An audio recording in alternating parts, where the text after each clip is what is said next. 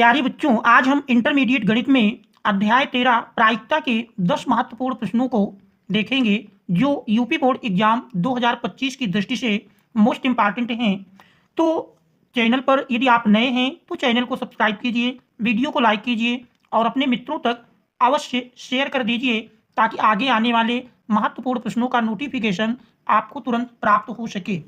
तो हम देखते हैं प्रायिकता के 10 महत्वपूर्ण प्रश्नों में से इस पहले प्रश्न को देख रहे हैं। पहले प्रश्न में दिया है, पहले प्रश्न में कह रहा है एक परिवार में दो बच्चे हैं, यदि यह ज्ञात है कि बच्चों में से कम एक बच्चा लड़का है तो दोनों बच्चों के लड़का होने की प्रायिकता ज्ञात कीजिए। और ये प्रश्न यूपी बोर्ड एग्जाम 2019, 20, 22 और 24 में पूछा गया है।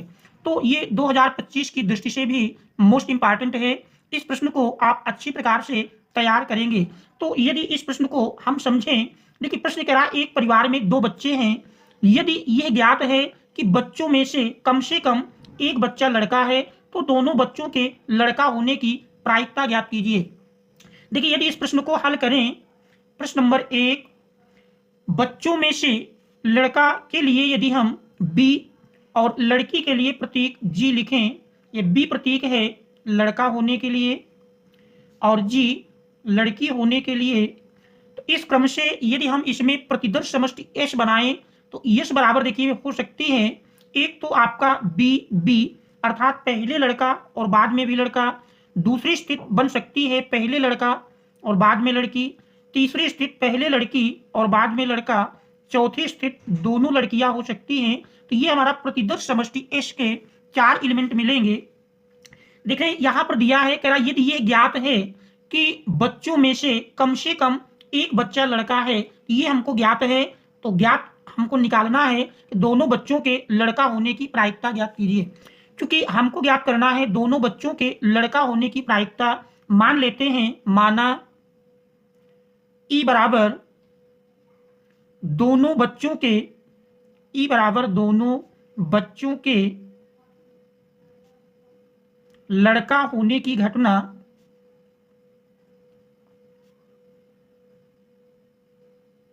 और हमको पहले से ज्ञात है कि बच्चों में से कम एक बच्चा लड़का है, इसको हम मान लेते हैं एफ।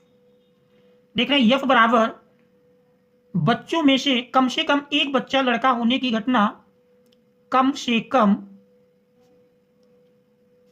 एक बच्चा के लड़का होने की घटना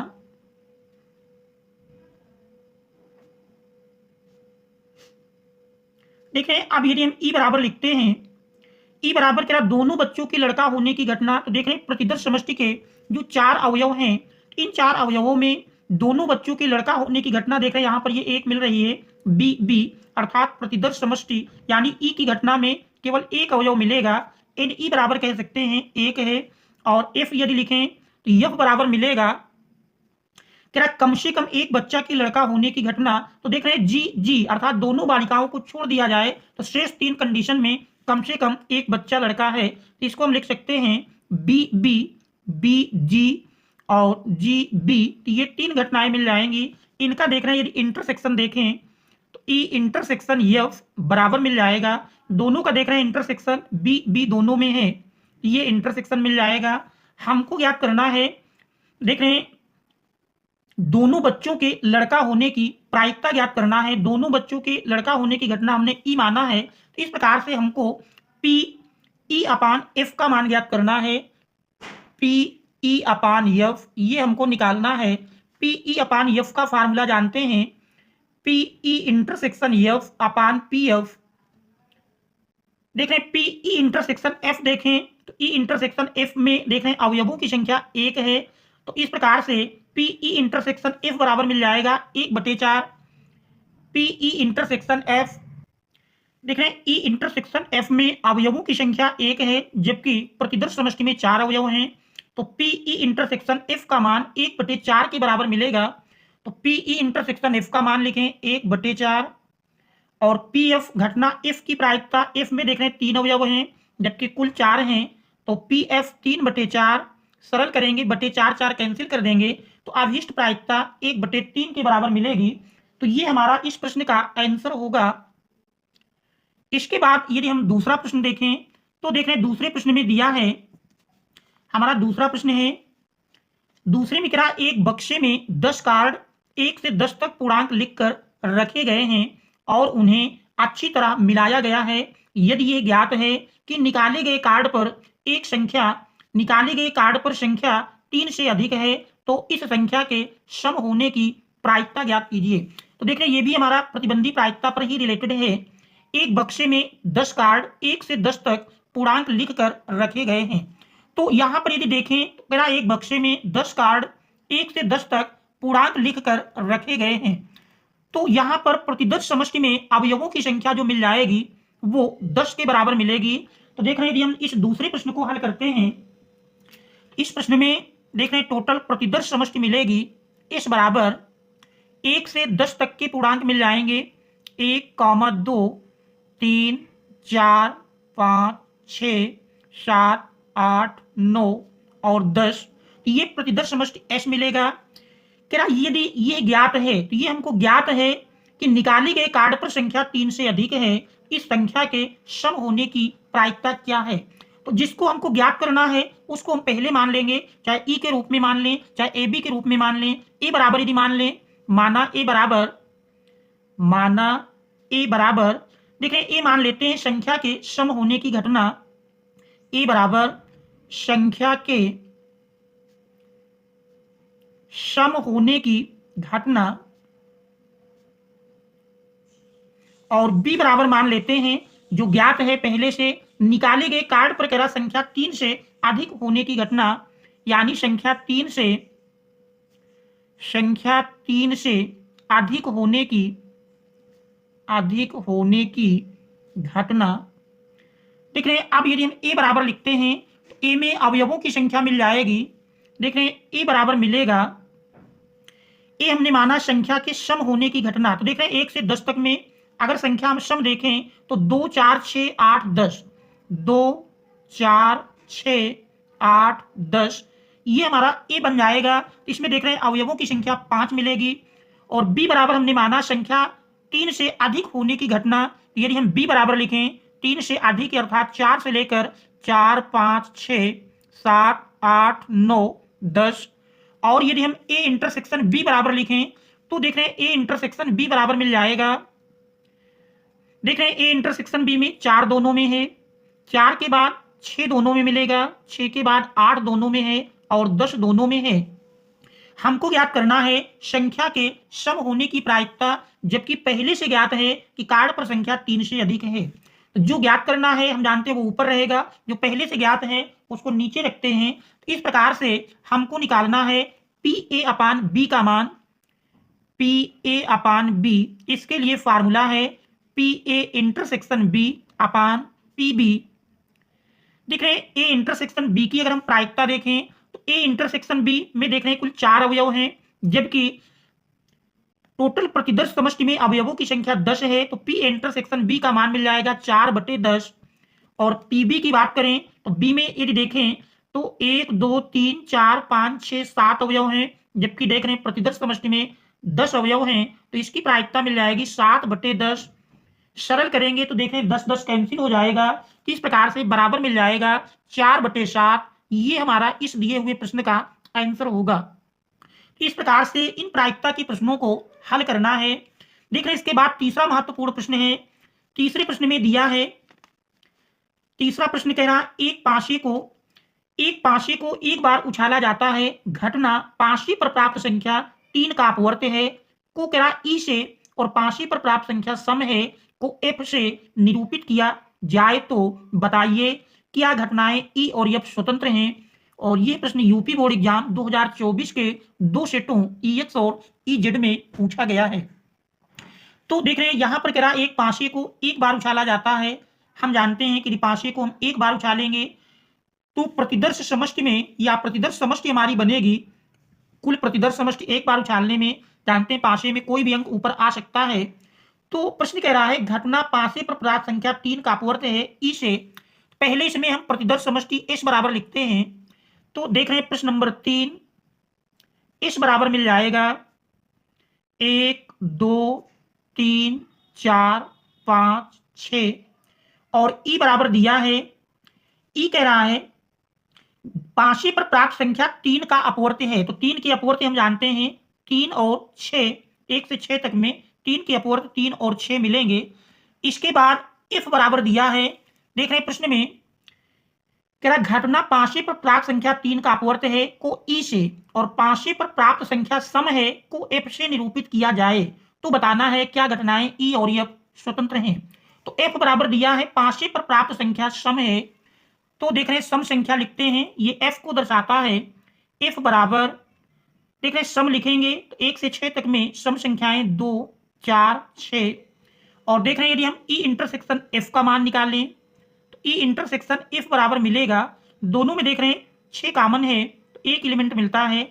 इस प्रकार से अगर हम पी ई की माप निकाल लें, पी ई का मान ज्ञात करें तो देख रहे हैं घटना ई की प्रायिकता मिलेगी। ई में देख रहे हैं 2 अवयव हैं, 2 बटे और देख रहे हैं प्रतिदर्श समष्टि में कुल अवयवों की संख्या 6 है, 2/6 सरल करेंगे 2 1 कम 2, 2 तिहाई 6 देख रहे हैं 1/3 के बराबर मिलेगी। घटना एफ की प्रायिकता यदि लिखें, एफ में देख रहे हैं 3 अवयव हैं, कुल 6, 3/6 3 1 कम 3, 3 दुनाई 6 1/2 और पी ई इंटरसेक्शन एफ का मान यदि लिखें, पी ई इंटरसेक्शन एफ बराबर देख रहे हैं पी इंटरसेक्शन एफ में 1 अवयव है जबकि प्रतिदर्श समष्टि में कुल 6 अवयव हैं, तो पी ई इंटरसेक्शन एफ बराबर 1/6 मिलेगा।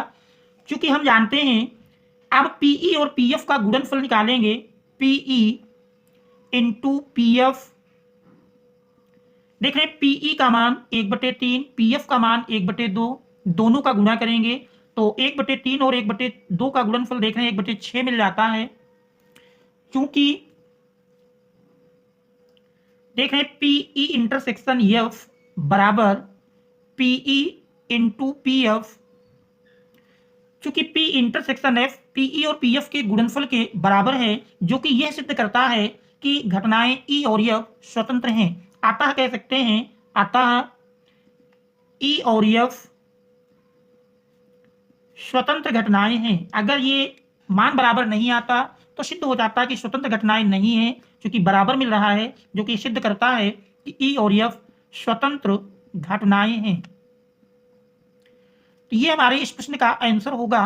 तो इसी प्रकार से अन्य प्रश्नों को भी हल करेंगे। हम देखते हैं इसी क्रम में चौथे प्रश्न को। ठीक है, चौथा महत्वपूर्ण प्रश्न दिया है। चौथे प्रश्न में देखिए चौथा प्रश्न है कि पूर्णांकों 1 से 11 तक में से 2 पूर्णांक यदृच्छा चुने जाते हैं, यदि इनका योग सम है तो प्रायिकता ज्ञात कीजिए कि दोनों पूर्णांक विषम हैं। और यह प्रश्न यूपी बोर्ड एग्जाम 2020, 21 और 23 में पूछा गया है। तो बच्चों आशा है कि आप इन प्रश्नों का हल अच्छी प्रकार से समझ रहे होंगे। तो इस प्रश्न को भी आप अच्छी प्रकार से तैयार करेंगे, क्योंकि यूपी बोर्ड एग्जाम 2025 की दृष्टि से मोस्ट इंपॉर्टेंट है। और यदि कहीं कोई समस्या आए तो कमेंट्स के माध्यम से अवश्य अवगत कराएंगे। हल करने में कहीं पर भी कोई समस्या आए तो फिर इसका हम हल आगे लेकर आएंगे। इसके बाद पांचवा महत्वपूर्ण प्रश्न है। पांचवें में देखने दिया है कि किसी दौड़ में ए के जीतने की प्रायिकता 1/3 है तथा बी के जीतने की प्रायिकता 1/4 है। इस दौड़ को ए और बी में से कोई न जीत पाए, इसकी प्रायिकता ज्ञात कीजिए। और यह प्रश्न यूपी बोर्ड एग्जाम 2020, 22 और 24 में पूछा गया है। तो इस प्रश्न को भी आप अच्छी प्रकार से तैयार करेंगे। 2025 की दृष्टि से ये भी मोस्ट इंपॉर्टेंट है, लगातार देखने पूछा गया है। और यदि हल करने में कहीं भी कोई समस्या हो तो कमेंट्स के माध्यम से अवश्य अवगत कराएंगे, तो इसका हल भी आपको दिया जाएगा। इसके बाद छठा महत्वपूर्ण प्रश्न है। छठे में देखने दिया है कि एक पासे को 2 बार उछाला गया और प्रकट हुई संख्याओं का योग 6 पाया गया। संख्या 4 के न्यूनतम एक बार प्रकट होने की सप्रतिबंध प्रायिकता ज्ञात कीजिए। और ये प्रश्न यूपी बोर्ड एग्जाम 2024 के 2 सेटों ईजेड और एफडी में पूछा गया है। तो कुल मिलाकर ये 2025 की दृष्टि से भी इंपॉर्टेंट है और इसको आप हल करेंगे। और हल करने में कहीं कोई समस्या आए तो कमेंट्स के माध्यम से अवगत कराएंगे और इसका हल आपको दिया जाएगा। इसके बाद 7वां प्रश्न है। 7वें में देखने दिया है, देख रहे ये प्रश्न मोस्ट इंपॉर्टेंट है। ये प्रश्न लगभग प्रत्येक वर्ष यूपी बोर्ड एग्जाम में पूछा जाता है।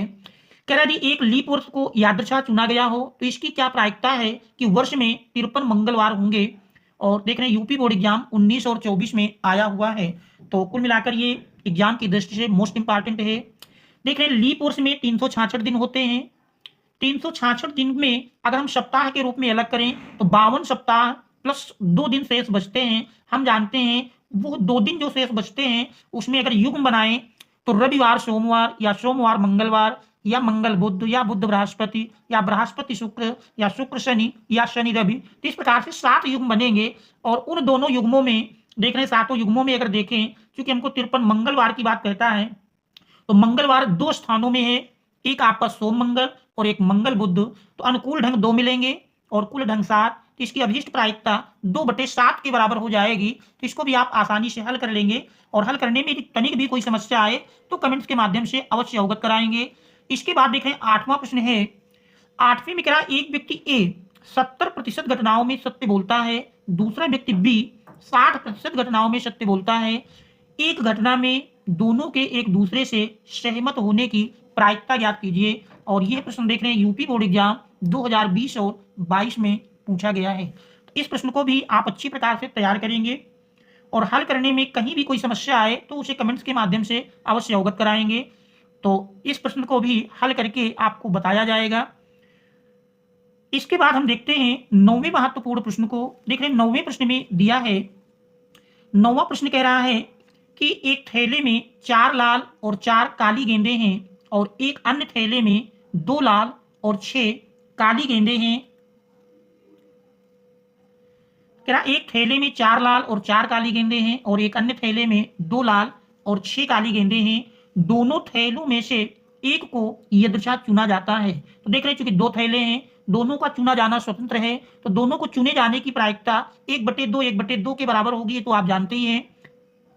3 होते, तीनों को चुने जाने की चूंकि समान घटना होती तो ऐसे में तीनों को चुने जाने की प्रायिकता 1/3 के बराबर होती। 4 होते तो 1/4 के बराबर होती क्योंकि 2 ही हैं। तो दोनों को यदृच्छा चुने जाने की प्रायिकता जो मिलेगी वो 1/2 के बराबर मिलेगी। फिर आगे कह रहा है दोनों थैलों में से एक को यदृच्छा चुना जाता है और उसमें से एक गेंद निकाली जाती है जो कि लाल है। दोनों थैलों में से एक को यदृच्छा चुना जाता है और उसमें से एक गेंद निकाली जाती है जो कि लाल है। इस बात की प्रायिकता ज्ञात कीजिए कि गेंद पहले थैले से निकाली गई है। और देख रहे हैं यह प्रश्न यूपी बोर्ड एग्जाम 2022-23-24 में पूछा गया है। तो 25 की दृष्टि से भी मोस्ट इंपॉर्टेंट है। इस प्रश्न को भी आप अच्छी प्रकार से तैयार करेंगे। कहीं भी कोई समस्या आए हल करने में तो उसे कमेंट्स के माध्यम से अवश्य अवगत कराएंगे। इसके बाद हम देखते हैं 10वां महत्वपूर्ण प्रश्न और इस सेशन का ये अंतिम प्रश्न होगा। देखिए इसमें दिया है क्या एक पाठशाला में 1000 विद्यार्थी हैं जिनमें से 430 लड़कियां हैं। ये ज्ञात है कि 430 में से 10% लड़कियां कक्षा 12 में पढ़ती हैं। क्या प्रायिकता है कि एक यदृच्छा चुना गया विद्यार्थी कक्षा 12 में पढ़ता है और यदि यह ज्ञात है कि चुना गया विद्यार्थी लड़की है। तो देख रहे हैं यूपी बोर्ड एग्जाम 2022 और 24 में पूछा गया है। तो ये प्रश्न भी बोर्ड एग्जाम में बहुत पूछा जाता है। तो इस प्रश्न को भी आप अच्छी प्रकार से तैयार करेंगे और यदि किसी भी प्रश्न को हल करने में कोई समस्या आए तो निसंकोच कमेंट्स के माध्यम से उसे अवश्य अवगत कराएंगे।